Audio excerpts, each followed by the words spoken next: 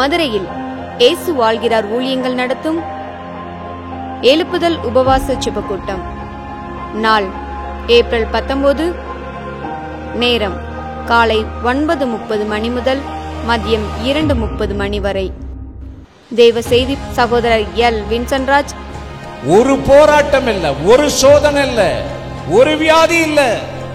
இன்னைக்கு அந்த தேவன் நீங்க நடக்க முடியாம சந்தோஷத்தை இழந்து பலவீனப்பட்டு ஏதோ ஒரு காரியத்துல முடங்கி இருக்கிறீங்க, இன்னைக்கு சஞ்சல நீங்க சந்தோஷப்படுத்த போறார்.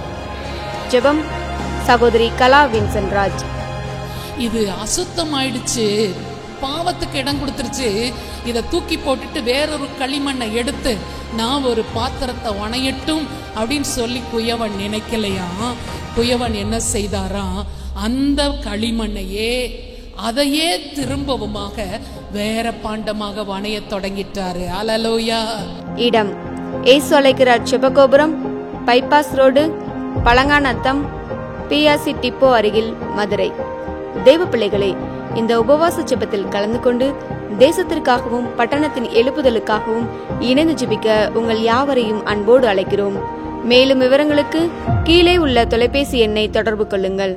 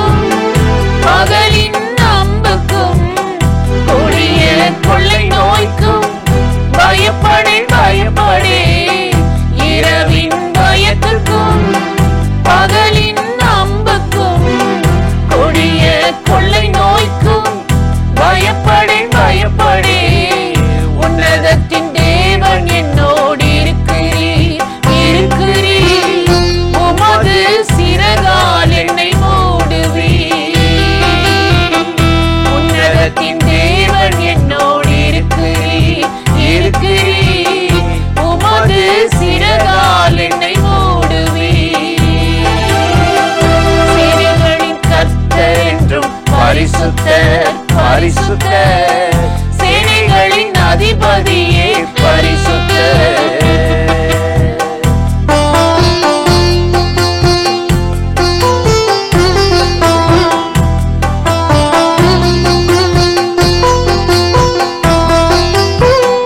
உன்னருகில் 1000 வலப்புறம் 10000 விழுந்தாலும் அணுகாது, அணுகவே அணுகாது. உன்னருகில் 1000 வலப்புறம் 10000 விழுந்தாலும் அணுகாது, அணுகவே அணுகாது. தேவனே என்னோடு நீர் இருக்கிறீர். தீமைகள் அணுகாமல் காத்திடுவீர். தேவனே என்னோடு நீர் இருக்கிறீர். தீமைகள் அணுகாமல் காத்திடுவீர். சேனைகளின் கர்த்தர் என்றும் பரிசுத்தர் பரிசுத்தர். சேனைகளின் அதிபதியே பரிசுத்தர். சேனைகளின் கர்த்தர் என்றும் பரிசுத்தர் பரிசுத்தர். சேனைகளின் அதிபதியே பரிசுத்தர். பிரியமானவர்களே, ஆண்டவராகிய இயேசுவின் நாமத்தினாலே இந்த காலை நேரத்தில் இயேசுவை தினம் பார்ப்போம் என்ற இந்த நிகழ்ச்சியின் மூலமாக உங்களை சந்திப்பதில் மிகுந்த மகிழ்ச்சி அடைகிறேன். கர்த்தர் எவ்வளவு நல்லவர்ல, கிருபையும் இரக்கமும் நிறைந்தவர். இந்த நாளில் நம்மை ஆசீர்வதித்து நடத்துவார். இன்னைக்கும் ஒரு வேத வசனத்தை உங்களுக்கு ஞாபகப்படுத்தி சில காரியத்தை சொல்லி ஜெபிப்பது நல்லது என்று உணர்ந்தேன். மத்தேயு 6ஆம் அதிகாரம் 22, 23 சொல்லுகிறது, கண்ணானது சரீரத்தின் வெளிச்சமாயிருக்கா. உங்கள் கண் தெளிவாயிருந்தால் சரீரம் முழுவதும் வெளிச்சமாயிருக்கும். எவ்வளோ ஒரு அருமையான வார்த்தை மலை பிரசங்கத்தில் இயேசு சொல்கிறார். இன்றைக்கி கண் இல்லாமல் நம்ம எதையும் பார்க்க முடியாது, நடக்க முடியாது. கண் இல்லைன்னு வைங்க, தெரியலன்னு வைங்க, மற்றவங்களுடைய உதவியை நாடணும். அவங்க சொல்கிறது தான் நமக்கு வேத வாக்காக இருக்கும். கண்ணானது சரீரத்துக்கு ஒரு வெளிச்சமாக ஆண்டவர் வச்சிருக்கிறாராம். எனக்கு அருமையானவர்களே, இந்த வெளிச்சம் நமக்குள்ள நம்ம சரீரத்துக்கு தேவைப்படுவதற்குத்தான் ஆண்டவர் கண்ணை உண்டாக்கினார், காதை உண்டாக்கினார், செம்மையானவனாக சிருஷ்டித்தார். ஆனால் சாத்தான் அவ்வப்போது நமக்கு பல பலவீனத்தை கொண்டு வந்து போராடுகிறார். நாம் வேதத்தில் வாசித்து பார்த்தால் ஆண்டவர் படைத்த இந்த கண்ணை சாத்தான் என்ன செய்கிறான்னா, குருடாக்கிறானா. 2 கொரிந்தியர் 4:4 வாசிக்கும் போது, இப்பிரபஞ்சத்தின் தேவனானவன் அவர்களுடைய மனதை குருடாக்குறார். மனதனா என்ன? இருதய கண்ணை, ஆத்தும கண்ணை குருடாக்கிறான். ஆதாமையும் ஏவாள்கிட்டையும் அவன் பேசுகிறான். பேச்சில் நம்ப வச்சு, தேன் மாதிரி பேசி ஒழுக வச்சு, இந்த கனியை சாப்பிடுங்க, கண்கள் திறக்கப்பட்டு தெய்வங்களைப் போல, தேவர்களைப் போல ஆவீர்கள்னா. ஆனாங்களா? தேவர்களைப் போல, தெய்வங்களைப் போல ஆனாங்க. சாபத்துக்குள்ளாயிட்டாங்க.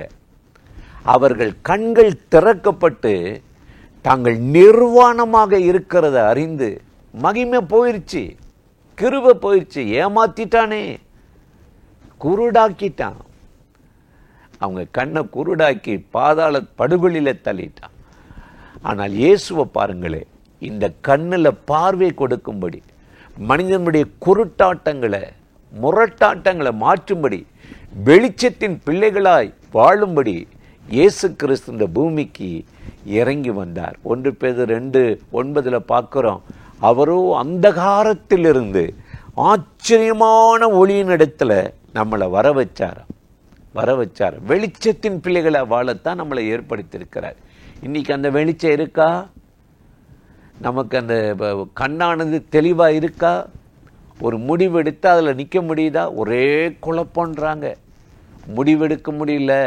வேலையில் குழப்பம், தொழிலில் குழப்பம், ஜெப ஜீவியத்தில் குழப்பம், பிள்ளைகள் படிப்பில் குழப்பம், திருமண காரியத்தில் இந்த வருஷம் வேணாம், அடுத்த வருஷம் இப்படி பிள்ளைகள் தள்ளி குழப்பமான ஒரு சூழ்நிலையில் கண்ணானது சரீரத்தின் வெளிச்சமாக இருக்குது. ஒரு தெளிவு இல்லாதனால தான் தாமதமாகி தள்ளி போய்கொண்டே இருக்கிறது. வழி விலகு பண்ணி இன்னைக்கு சாத்தான் என்ன செய்கிறான்? கண் சொருகி போனவர்களாக அநேகரை வைத்து விடுகிறார். 2 பேதுரு 1:9 பார்க்கும் பொழுது, அவர்கள் வழி விலகி போய் கண் சொருகி போன குருடர்களைப் போல இருக்கிறார்கள் என்று கர்த்தருடைய வேதத்தில் சொல்லப்பட்டிருக்கிறது. ஆசாரியனாகிய ஏலியின் வாழ்க்கையை பாருங்களேன். அவன் கர்த்தரை நேசிக்காம பிள்ளைகளை நேசித்தான். கண் சொருகி போச்சான், பார்வை மங்கி போச்சா. 1 சாமுவேல் 2:33 பார்க்கிறோம். இப்படி கண் சொருகி போய் கண் தெரியாமல் பார்வை இழந்து தேவனுடைய திட்டத்தை தரிசனத்தை இழந்து ஆசீர்வாதத்தை இழந்து வேலையை இழந்து வருமானத்தை இழந்து தவிக்கிற ஒவ்வொருவருக்கும் இந்த ஒரு வெளிச்சம் கிடைக்கத்தான். கண்ணானது சரீரத்தின் வெளிச்சமாய் இருக்கிறது.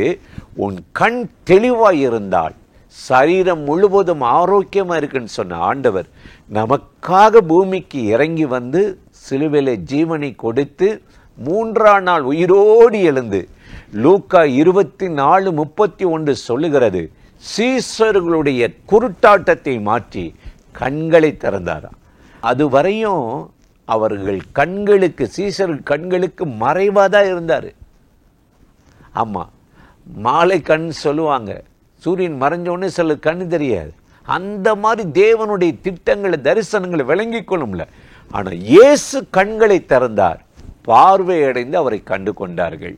அப்போஸ்தலனாகிய பவுலுடைய வாழ்க்கையை பார்த்தீங்கன்னா அப்போஸ்தலர் 9:18 அவன் ஒரு முரட்டாட்டமா தேவனை வெறுத்து ஊழியங்களை பகைத்த ஒரு மனுஷன். ஆனால் இயேசு பவுலை சந்தித்த உடனே அவன் கண்களிலிருந்து செதில்கள் கீழே விழுந்துச்சான். பார்வை அடைந்து இயேசுவை ஏற்றுக்கொண்டானான். இன்னைக்கு செதில்கள் விழுகணும், குருட்டாட்டம் மாறணும், தெளிவற்ற குழப்பமான நிலையை மாறணும்.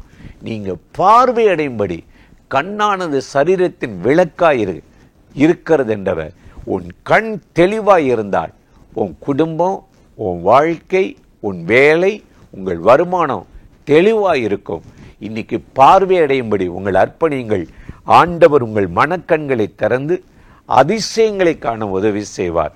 அந்த தேவாதி தேவனை நோக்கி நாம் இப்பொழுது ஜெபிக்கலாமா? அன்பும் இரக்கமும் கிருபையும் நிறைந்த நல்ல ஆண்டவரே, இந்த ஆசீர்வதிக்கப்பட்ட நாளுக்காக, நேரத்துக்காக, கிருபை இரக்கங்களுக்காக நன்றி. இப்பொழுது யாரெல்லாம் அந்த நிகழ்ச்சியில இணைந்து உம்மை தேடுகிறார்களோ, ஜெபிக்கிறார்களோ, பாடுகிறார்களோ அத்தனை பேர் மேலும் கர்த்தருடைய வல்லமை இறங்கட்டும், பார்வை அடையட்டும், தெளிந்த வெளிச்சம் உண்டாகட்டும்.